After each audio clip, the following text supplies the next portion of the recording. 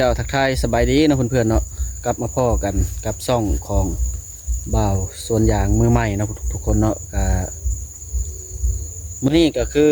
เฮาได้เว้ากันเนาะก็คือว่าเฮาจะมาเฮ็ดคลิปในการแต่งกิ่งเนาะอยากมาสาธิตในการแต่งกิ่งอย่างตัวที่มันใหญ่ฮะนะทุกคนเนาะเป็นหยังจึงว่าต้องแต่งตัวมันใหญ่บางเทื่อตัวเฮามาเฮ็ดบ่ทันนะระดับมันยังบ่ได้เนาะงามันใหญ่มันหยังเลยเฮาต้องเล่นมะลิอีกคือเก่าเนาะทุกคนเนาะเพราะว่านี่ก็คือลักษณะก็คือต้นหลังของข้าพเจ้านี่เห็นบ่มันมาตรงมาเตงอยู่เนาะทุกคนเนาะนี่ก็มีแต่เฮาสิตัดออกเนาะแล้วก็อันนั้นตัวบ่ถึงก็เฮาสิซื้อคัตเตอร์ตัวที่เรามาตัดออกเนาะทุกคนเนาะก็คืออยู่ด้านหลังนี่เฮาจะเฮ็ดให้เบิ่งเนาะเป็นหยังเพราะว่าเฮาจึงตัดนะเพราะว่ามันสิลามขึ้นไปเลยมันจะเฮ็ดให้มันบ่งามเนาะทุกคนเนาะก็คือเฮาเว้าว่ายางหันต้องปล่อยให้ประมาณ2.50 เมตรแล้วจึงปะให้มันแตกกิ่งเนาะแล้วก็ในการปะให้มันแตกกิ่งนั่นเฮาก็บ่แม่นว่าปะเลยนะทุกคนก็หมายความว่าเฮาต้องเลยมาบำบัดรักษาแบบใดก็หมายความว่าถ้าหากว่ามันแตกขึ้นมาแล้วก็คือหลังจาก2.50 เมตรเฮาจงขึ้นไปเนาะสำหรับยางใหญ่2 ปีหรือ3 ปีไปหั่นนะทุกคนเนาะก็คือลักษณะแบบนี้เป็นแบบนี้เนี่ยนะทุกคนนี่เห็นปะก็คือลักษณะแบบนี้เนี่ยเนาะก็หมายความว่าคันถ้าว่าให้มันพอสำนั้นแล้วมันมีกิ่งงาตัวที่ใดมันบกงามนะครับก็ต้องได้มาแต่งให้มันเสมอกันให้มันงามอีกเท่านึงนะทุกคนว่ามาติดตามน้องกันเนาะชุดนี้ก็สิมาขอเห็ดเฉพาะตัวนี้ก่อนเนาะเฉพาะตัวนี้ก่อนตัวที่ว่ามันนี่เพื่อนๆเนาะนี่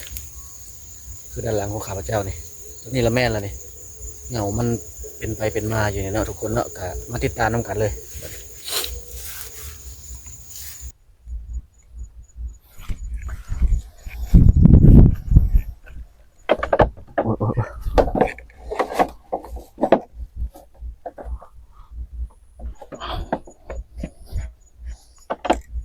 นะทุกคนเนาะโอ้โบเวิร์กตัวนี้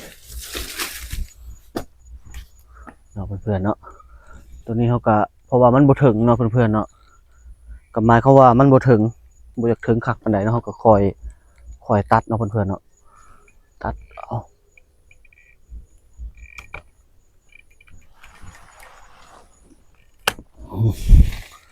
เนาะตัดลงเลยเนาะเพื่อนๆเนาะเสียดายก็อย่ามันเนาะตัวนี้เนาะตัวนี้แล้วสิถึงอยู่บ่ถึงยากเนาะ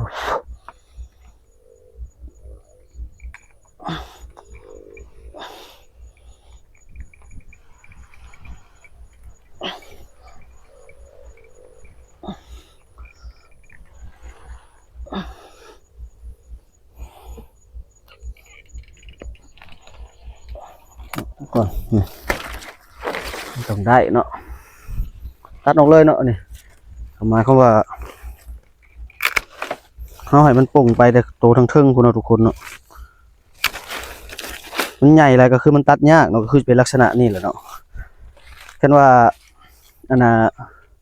ตอนมันยังน้อยตอนมันป่งยอดอ่อนหันถือว่าเป็นการดีตอนนั้นเนาะก็เขาจะไปหาหล่อตัดอีกเนาะทุกคนเนาะยังหลายต้นอยู่เพราะว่าตัวใหญ่มันบ่งาม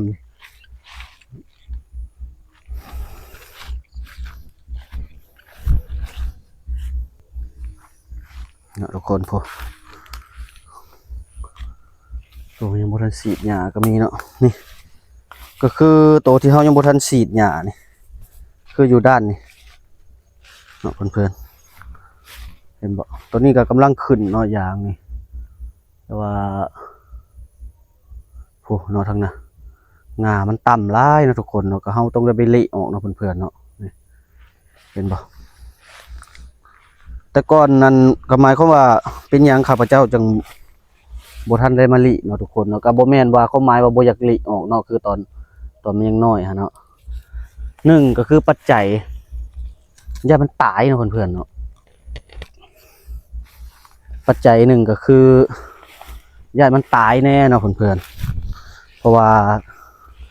ต้นยังบ่ทันแข็งแห้งตะกี้ฮะเนาะซุมนี้ฮะเนาะทุกคนเนาะก็หมายความว่าต้นของมันยังบ่ทันแข็งแห้งปานใดเนาะก็คือรุ่นนี้เป็นก่อจังหวะข้าพเจ้าจังหวะบ่ทันละลิตะกี้เนาะแต่มาบัดนี้ก็มันแข็งแห้งมันอุดมสมบูรณ์มันจักใหญ่เนี่ยแล้วก็ข้าพเจ้าต้องได้ลิเนาะนี่จะตัดออกเนาะเพื่อนๆเนาะนี่ ตัดออกเลยเนาะ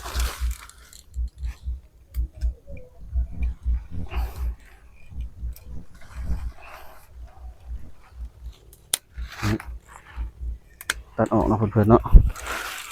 ตัวโบเสียดายมันเนาะเพราะว่ามันยังบ่ได้ระดับเนาะก็คือเขาปาเอาตัวเทิงพุทธ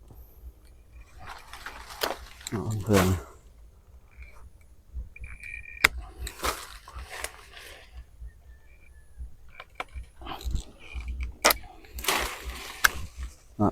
ตัดออกเลยเสียดายมันก็จะตัว6 ลายเนาะแต่ว่าตัวนี้นี่ติเนาะจะขาพระเจ้าจักสิเอาแบบใดตัวนี้มันเป็นแงมตัวที่มันเป็นแงมนี่ขี้ไล่เนาะเพื่อนๆเนาะคำว่าตัวมันเป็นแงมนี่ก็คือตัวนี้นะแต่ว่าต้องได้เลือกเอาต้องเอาแงมซื่อบ่หรือสิเอาแงมสั่นจงไว้จะบ่เอาคันบ่เฮ็ดแบบนี้ก็ถือว่าเวลาเฮาสิกรีดเฮาสิเปิดหน้าผมมันสิบ่เพียงลงเนาะทุกคนเนาะมันบ่งามกรีดบ่ได้หั่นแหละเนาะ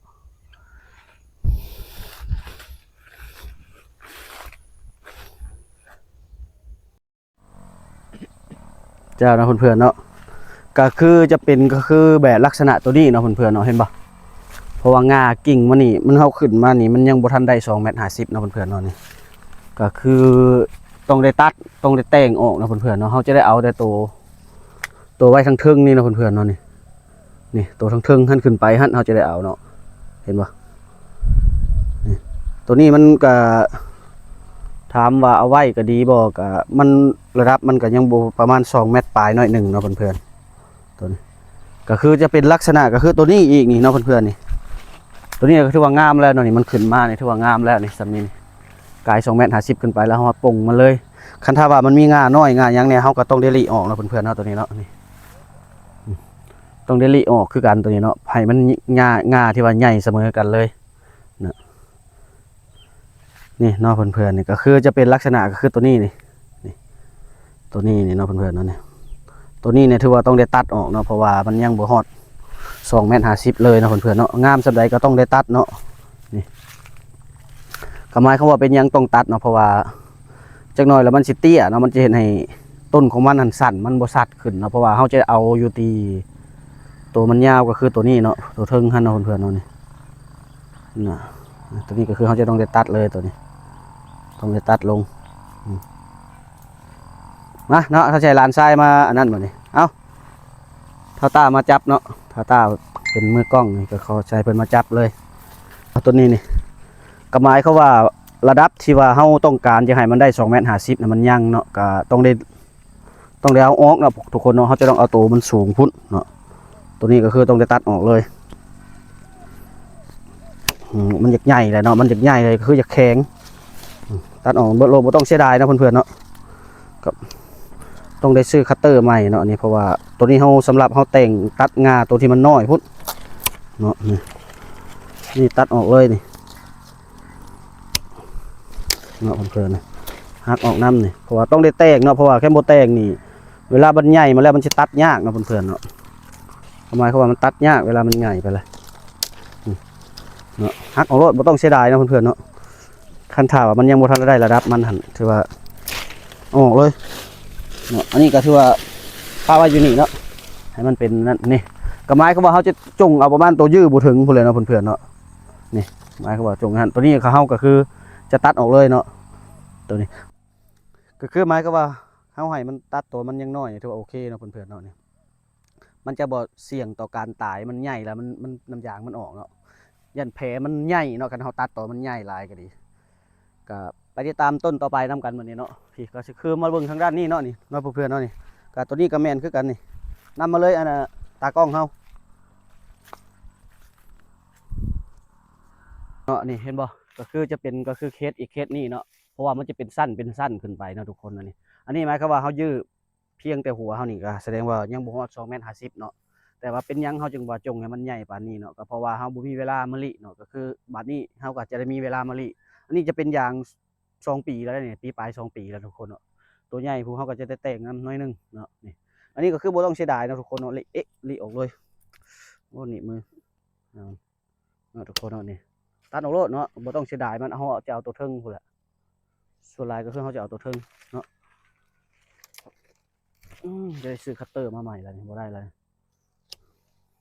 คัตเตอร์เขาบ่ได้ละมันใหญ่เนาะเพราะว่าเขาจะลิตัวอ่อนๆพุดเขาเอาลินะเนาะทุกคนนี่ก็คือเขาจะลิเอาโลดนี่เนาะ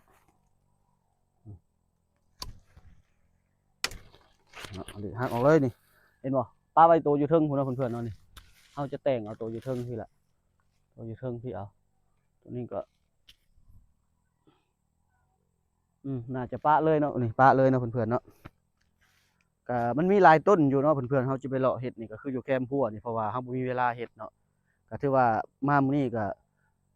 ถือว่ามีเวลาหลายเติบเนาะก็จะได้มาเห็ดเนาะไปมาติดตามต้นนั้นเนาะนี่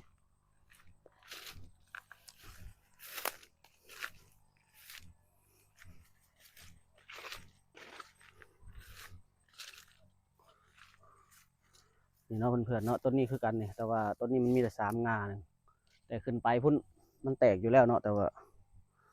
าก็มันใหญ่เนาะก็จะได้ลิบ่ลิคือกันเนาะตัวนี้ก็ดีบ่ต้องเสียดายเลยลิมันลดเนาะให้มันขึ้นไปเอางาเดียวอยู่เทิงพุ่นเนาะเพราะว่ามันบ่ทันได้ระดับมันก็คือเฮาเว้ากันเฮาเว้าไว้ตลอดเนาะ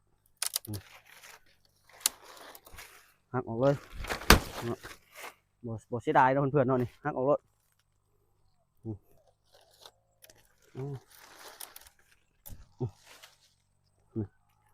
หักออกเลยเนาะให้มันนี่หมายความว่าให้มันขึ้นไปยัดสัตว์ตัวพุ่นเนาะแล้วก็เอาเลยบัดนี้มีหลายอยู่เนาะเพื่อนๆเนาะมาเลาะเบิ่งอยู่พี่นี่คือเห็นบ่ด้านนี้ตามมาเลยตากล้องเขา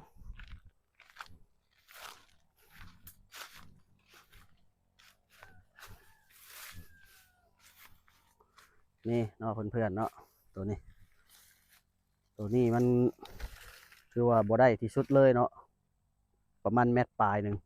เอาบ่ทันมะลิต่อมันน้อยเนาะเขาอย่ามันตายตะกี้ฮะวันนี้ถือว่ามันจะเอาตัวเทิงอย่างเดียวก็ต้องได้มะลิออกสำหรับตัวนี้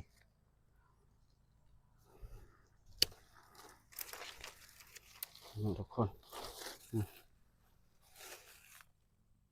เนาะในการลีกับคันว่าง่าใหญ่นี่ให้เพื่อนๆซื้อคัตเตอร์ตัวที่มันสะดวกกว่านี้เนาะเพื่อนๆเนาะอันนี้มันเป็นเอามาตัดตัวที่มันน้อยฮะเนาะตัดออกเลย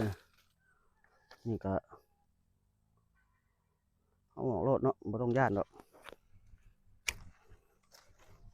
โอ้ลีเลยอย่ามัน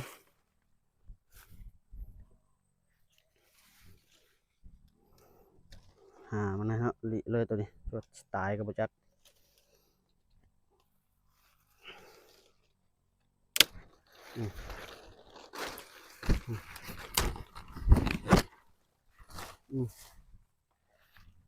เนาะเขาจะได้จงเอาตัวเทิงพุ่นเพื่อนๆเนาะนี่ตัดออกรถอันนี้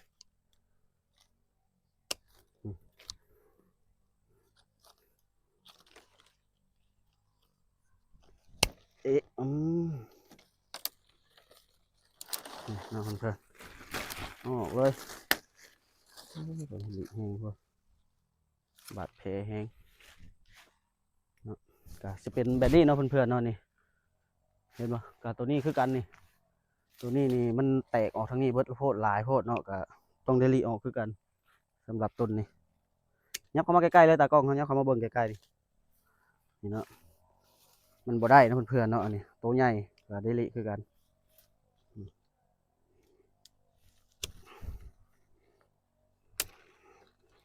เนาะคอยหักออกนี่ก็ใหญ่เติบเนาะแต่ว่าบ่ได้เขาก็บ่เอา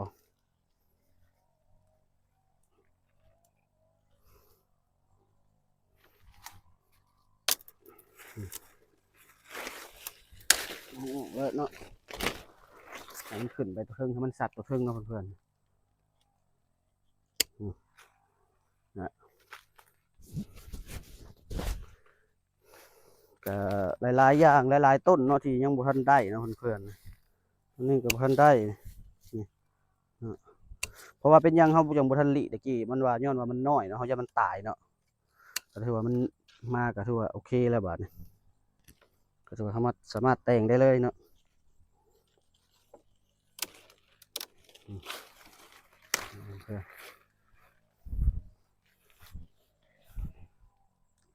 ำหรับตัวนี้ก็ต้องได้แต่งออกนะเพื่อนๆเนาะนี่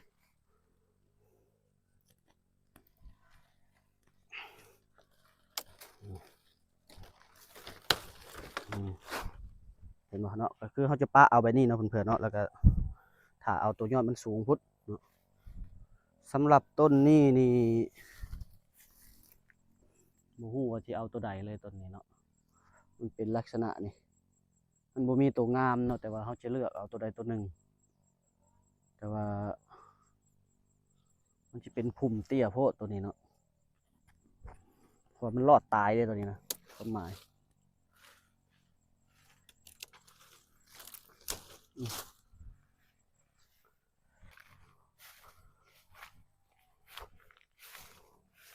เนาะเพื่อนๆสั่ง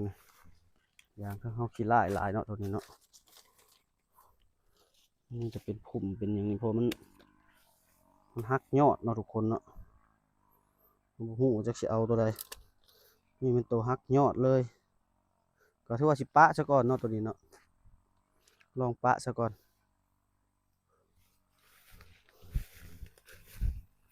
นี่เนาะเพื่อนๆเนาะนี่ก็คือเป็นคือตัวนี้คือกันเนาะสำคัญก็คือดีแท้ก็คือเขาจะตัดตอนลิตาตอนที่มันยังน้อยแบบนี้แล้วเนาะเพื่อนๆเนาะมันจะคักเนาะแล้วก็มัน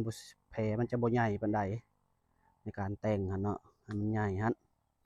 เนาะในการลิก็คือนี่แหละเนาะเขาก็คือใส่คัตเตอร์ใส่อีสังห้องนี่เนาะดีเข้าไปตัดโลดเนาะเพื่อนๆนี่ตัดก็ตัดสบายเนาะความหมายว่าเป็นเฮาลิแต่ตอนมันยังน้อยหั่นนี่ตอนมันเป็นแขนงออกมาในตัดเลยเนาะเพื่อนๆเนาะนี่บ่เสียหายตัวนี้เนาะบ่ย่านมันเสียหายปานใดตัวนี้ก็มันจะใหญ่ในละตัวนี้สำหรับตัวมันใหญ่ฮะบ่ได้ตัวนี้ก็สิให้ตากล้องเขาจับให้เนาะเอามา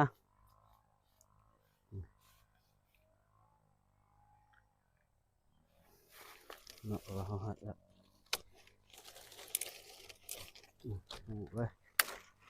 ก็หมายความว่าตัวนี้เขาก็ต้องได้ออกอีกเนาะเพราะว่านี่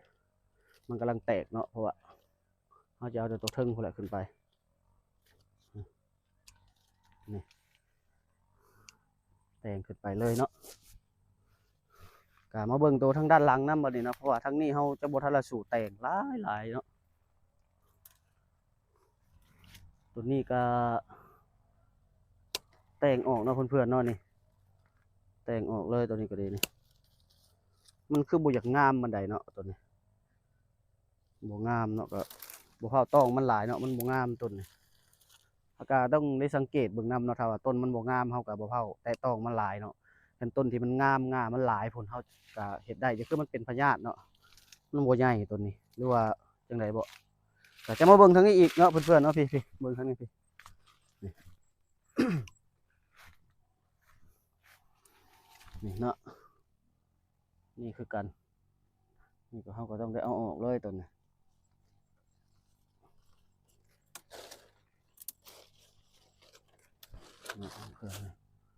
เอาออกก็หมายเขามว่าสิจงแต่ง่าตัวเทิงนี่ไว้เนาะเพื่อนๆเนาะนี่เอาแต่ง่าตัวเทิงนี่แหละแค่มันง่าหลายมันบ่ทันได้รับมันก็บ่สัตว์เนาะมันจะไปเลี้ยงตัวอื่นหลายโพดเนาะตัวนี้ก็เอาออกเลย